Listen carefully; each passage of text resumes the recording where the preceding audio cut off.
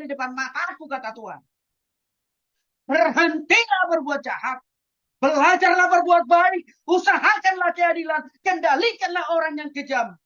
Belalah hak anak yatim. Perjuangkan perkara para janda.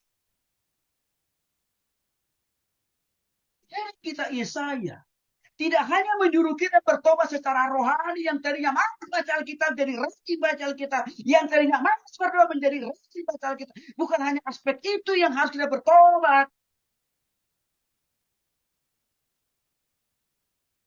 Cara berpikir kita tuh harus bertobat. Yang tadinya isinya negatif terus harus bertobat dengan pergunakan mengisi pikiran kita dengan pikiran positif.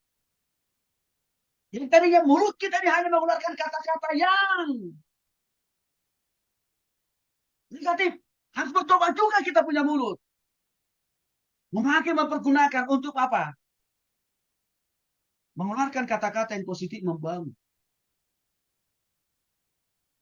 Ya saya juga mengingatkan pertobatan ini juga harus menyangkut apa? Karakter. Sifat, perilaku, pangalaho. Bahasa kampung saya. Artinya dalam tindakan dan perbuatan harus ada pertobatan juga. Lalu bagaimana dengan kita para profesional, pengusaha? Harus juga bertobat. Kalau dulu tahun yang lama, kita masih tipu sana, tipu sini. Timbangan. Kita rekayasa. Di tahun yang baru, coba kata Yesaya. Pakai timbangan yang benar. Ukuran.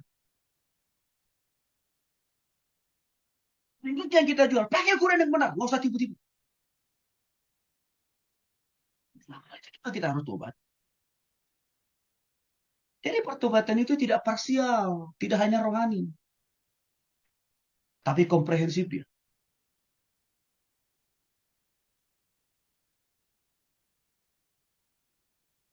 Kalau tahun yang lalu, kita motivasi tujuan kita melayani, cari happy, cari tujuan. Tobat, kata Tuhan.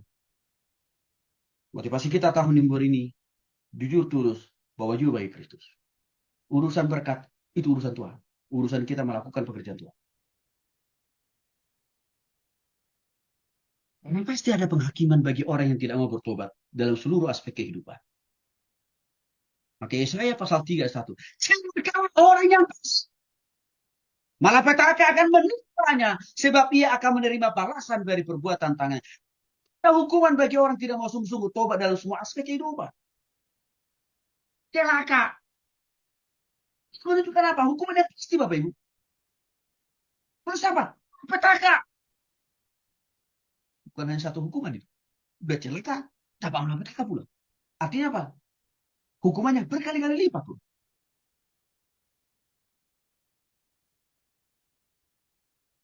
Kita kan mau ini terjadi di tahun yang baru ini. Jika kita dengarkan firman Tuhan dari Nabi Yesaya. Di sisi lain, kita Yesaya juga memberikan kita pengharapan, pemulihan. Artinya apa? Di tahun yang baru ini, sekalipun saya katakan dari berkali-kali ada tantangan, proses pergumulan, tapi pasti ada pertolongan Tuhan, ada berkat Tuhan, ada mukjizat dari Tuhan. Tergantung kita. Kalau kita mau lebih cepat diberkati, dipulihkan, dan mengalami mukjizat dari Tuhan, ambil posisi lebih tegas di tahun yang baru ini. Lebih tahu.